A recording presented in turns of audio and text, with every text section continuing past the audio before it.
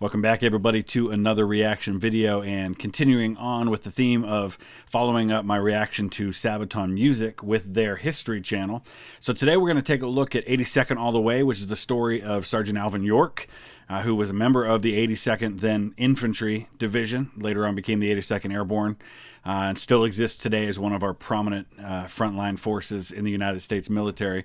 Alvin York was highly decorated, probably one of the most well-known American soldiers from the First World War. A couple of things before we get started today. As always, please, if you haven't already, subscribe and check out all the other content. I do have a lot more than just reaction videos on the channel. In fact, this channel was made with the idea of sharing my visits to historic sites. I travel a lot for my work as a speaker, a program presenter for an organization called Rachel's Challenge, where we talk about kindness and compassion in schools. Unfortunately, COVID has shut a lot of that down, and so I've found alternate means to keep the channel going, and in the process discovered a whole new audience because of these Sabaton and other reaction videos. So welcome to all of you, and I believe very strongly in giving back. It's something I've done for a while now on my gaming channel, History Guide Gaming, which just went over 30,000 subscribers this week, and so I'm going to be doing some giveaways on that channel, but I also want to do that on this channel, and I mentioned that a while back. But we're going to start our first giveaway today, and there's a link in the description below that'll take you to the site where you can do a simple entry into a drawing. There's nothing you have to buy, nothing you have to do except enter, and then what we're going to do is we're going to draw a name. And whoever wins, it'll just be based on your email address. I'll reach out to you. You will have any biography of your choice. I'm going to send you a book, or if you prefer an audio book, I'll send it to you through Audible. And you can choose whatever biography you want. If there's some historic figure you've always been interested in reading about. So if that's something you're interested in, click on the link in the description below, enter that, and we're going to let that go for about a week, and then we're going to draw a name and you'll win a free biography. If you have other suggestions on things I could give away on this channel, let me know, and I'd be glad to do that. I believe very strongly in giving back because so many of you have been supportive of me.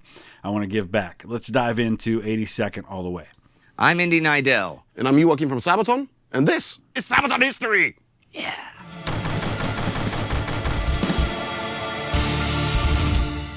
The American 82nd Division was formed during World War I and was known as the All-American Division. And our song, 82nd All the Way, is about that division and Sergeant Alvin York. For the poor of the United States in the 19-teens, life was tough everywhere. But deep in the Smoky Mountains in Tennessee, where people lived in small communities, distrusted outsiders, and carried guns and knives wherever they went, violence was omnipresent. Growing up as an impoverished farmer's boy there, Alvin York was used to the harsh environment, where people would solve their social tensions or take out their frustrations by drinking, gambling, and brawling. Yeah, this is absolutely true. My family comes from eastern Kentucky, eastern Tennessee, western North Carolina primarily. This is absolutely a perfect description of that area of the country. The stereotypical hillbilly comes from eastern Kentucky, eastern Tennessee, western Virginia, West Virginia, that area. This is where NASCAR began, from the folks who were running moonshine and things like that. These are definitely, I mean, this is the world of Hatfields and McCoys. Hatfields and McCoy feud happened just north of eastern Tennessee. So this is a very kind of rough area. It's the only part of the country east of the Mississippi that really looked a lot like the Wild West did. And this went on into the 30s and 40s even. He was no exception, but in 1915, he forsook his violent past and dedicated his life to the Church of Christ. Fast forward 2 years. News of America's entry into the World War reached the little mountain community slowly, and it was not until early June 1917 that the call came to register for the draft. York sent his draft card back, having written on it, "I don't want to fight," and even wrote a letter explaining his religious beliefs that wouldn't allow him to join the war. But the draft board rejected his letter, arguing that the Bible was kind of open to interpretation, and war was a big part of it anyhow. Fair. York was left with no choice and was sent to join the 82nd Division for basic training in February 1918. Today, the 82nd is famous for its deeds as an airborne division in the Second World War. But back in 1918, they called it the All-American Division, made up of men from all over the states. And in fact, if you look at the patch that the 82nd Airborne uses to this day, it says AA on it. And, that's all American. I mean, 101st ended up being what was called an air assault unit, but that's what it meant, was all American. At first, it had been Southerners like York, but soon the division was filled with men who were considered too troublesome or unruly for other divisions. Many of them recent immigrants from Europe who hadn't been in the country long enough to speak proper English. York was not very popular with the others because of his rigid religious beliefs, especially not with his superiors. But he did what he was told, and that was good enough.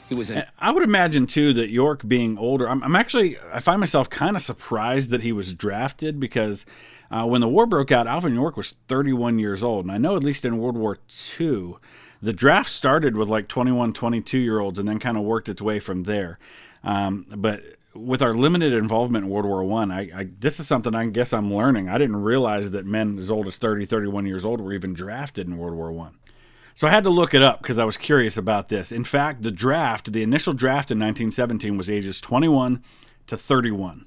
So Alvin York, having been born in 1887, was right on the edge of that age group. If he was just another year older, he probably would have missed out on the draft altogether. So now we know. Something learned that I didn't know before. By September 1918, York and the 82nd were in France and had taken part in the Saint-Mihiel offensive. They now prepared to join the great Allied counteroffensive that was to break the German positions in the Argonne Forest. On October 3rd, near the ruins of the village of Varennes-en-Argonne, they marched out. Now, if you do any research into particular people that were involved in World War I, at least in my personal research, the vast majority of American casualties that I have discovered in doing my research have come from this, what was called the Meuse-Argonne offensive. It was this huge American offensive in early October that looked to end the war, and it basically was a part of doing just that. French artillery batteries were shelling the forest, though, and were unknowingly hitting their own troops trapped there. There were even rumors of a lost battalion of men that was surrounded and about to be wiped out in those woods. The American public was waiting for such a story. The big press agencies wanted eyewitness stories from the reporters, and there was a lust for sensation among the public back home, which knew little of the war in Europe and hungered for news and first-hand accounts. For the reporters, it mattered little whether the story was about a hero or was a tragedy. Either made good headlines. Yeah. But no one could have guessed they were so close to the two biggest American stories of the war. It did not take long for York's battalion to find the enemy. As the doughboys surged forward, they were hit by heavy fire from machine guns and mortars from a place identified as Hill 223.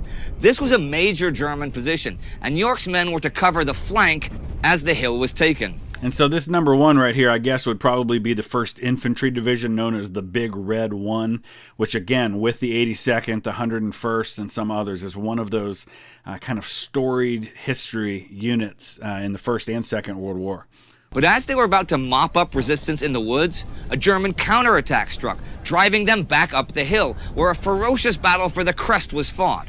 The Americans prevailed, but York found himself standing at the top of a hill, surrounded by the dead and wounded. Sleep did not come easy after that, but York sought refuge in the Bible. Through shells of death with all their agitation, thou wilt protect me if I will only trust in thy grace. Bless thy holy name. The night of October 8th, as the Lost Battalion, who are also the subject of a Sabaton song, and who we've already done an episode about, had finally been found and the survivors were leaving the forest, it was York's turn to move back in. It was not until the early morning that they were back at Hill 223. The German shells were falling again.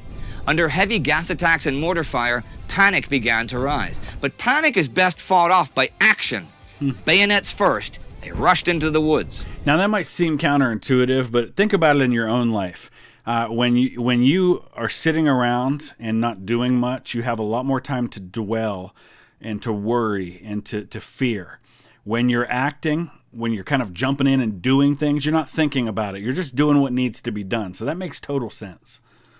York's platoon was cut in half by a German machine gun, and the survivors broke off the attack. Despite the terror, York rallied his squad and moved through the thick undergrowth and thorny bushes in an attempt to outflank the enemy position. But the forest was a maze, and the squad soon lost all sense of direction. As they emerged from the next line of bushes, they encountered 2 German medical orderlies. After a shared moment of disbelief, the Germans bolted. York's men, cursing and firing, gave chase. Running through the woods and thick bushes, they unknowingly went deep into German territory. Having lost the German medics, they emerged in a small clearing with dozens of German soldiers in front of them, chatting or having a meal. A lot of them were shirtless. But as they noticed the Americans with their menacing rifles and bayonets, they threw everything to the ground, threw up their hands into the air. York and his men, greatly outnumbered by their new prisoners, were about to search them when they were spotted by a German machine gun nest.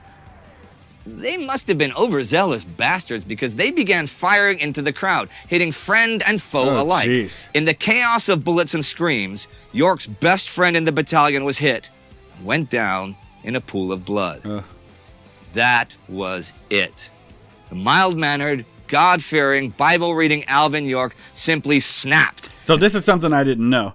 I hadn't realized that what kind of triggered this for him was the shooting of his best friend. I mean, that makes total sense. But, you know, everybody has their limits. Everybody has that moment where they just can't take anymore.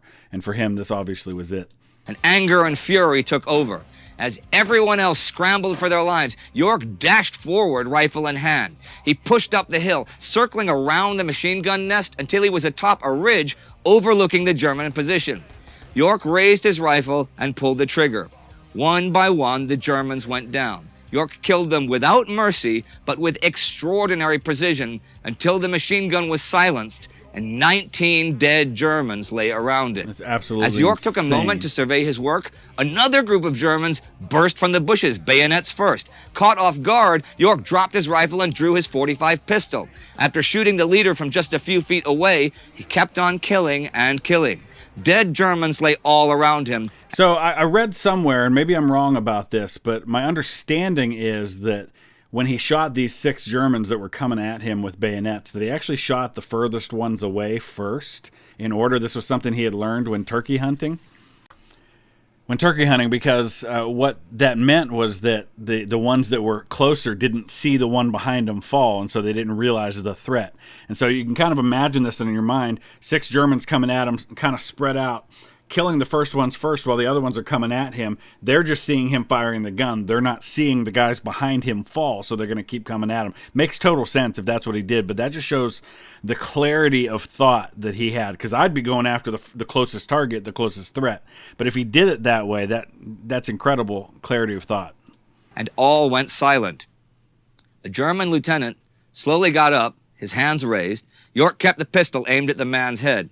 In a strong German accent, the officer tremblingly said, "If you stop shooting, I will make them give up." York kept his finger on the trigger, staring like death himself into the eyes of the German, ready to end his existence at any moment.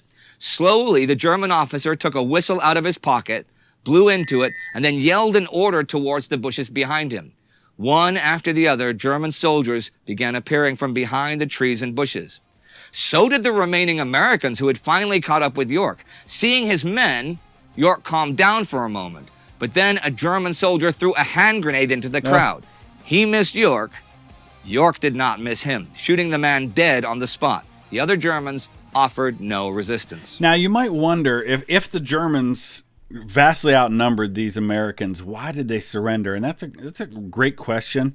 And obviously, in the heat of the moment, they didn't know probably how many Americans there were. They probably thought that these guys wouldn't have attacked with such a small force. But I have to also figure that this is October of 1918.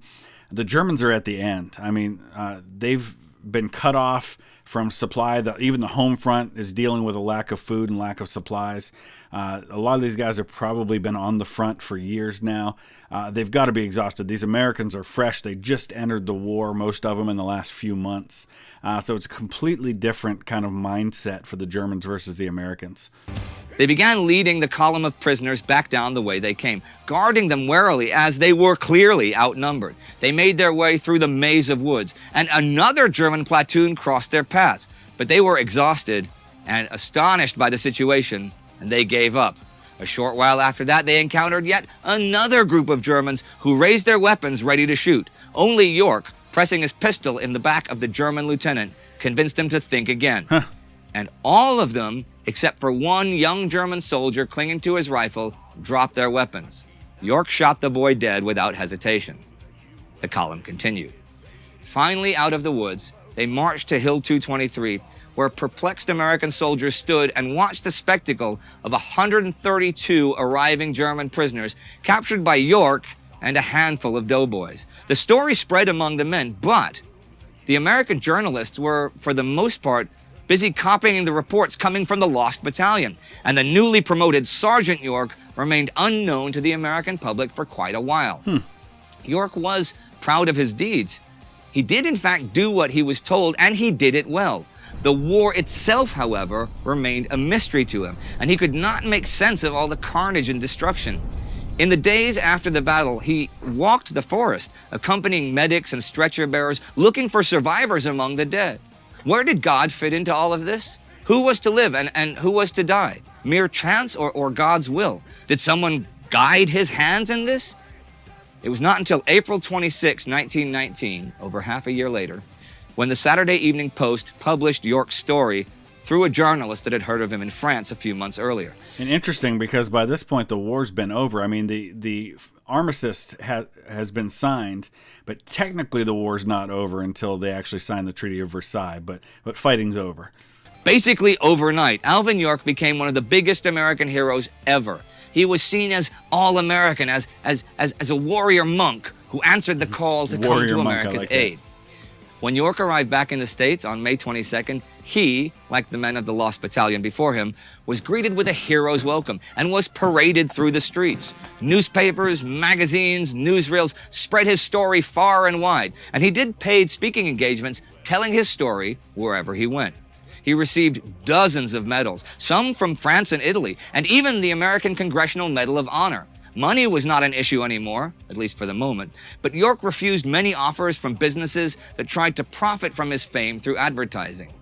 Instead, he would soon return to rural Tennessee and buy a farm, and even open up a Bible school to educate the local youth. Still though, the thoughts of that fateful day would keep him awake for many nights in his life.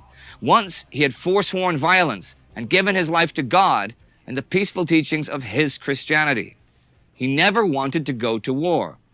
And once he was there, among all the death and destruction, the war had brought back a side of him that he very much wanted to forget. And he would struggle with that for the rest of his life. All right, so I don't typically watch the end of it where they're talking about the song part. I prefer to focus mostly on the history. So I apologize for any of you who are hoping I'd watch the rest, but you can do that totally on your own. And I encourage you, as always, to support the original content creators and visit Sabaton History and watch these videos for yourself. Hit like, subscribe to them. They've got fantastic stuff. But I would love to hear your thoughts about Alvin York, about the 82nd Division, about World War I in general. Use the comment section below. Make sure you enter that giveaway contest. We're going to be doing that in about a week. So now's your chance to enter, and we will draw a name. We're going to do more, so let me know what you'd like to see me give away next. Join us over on Discord. Don't forget to subscribe. Hit that like button. We'll see you again soon. Thanks for watching.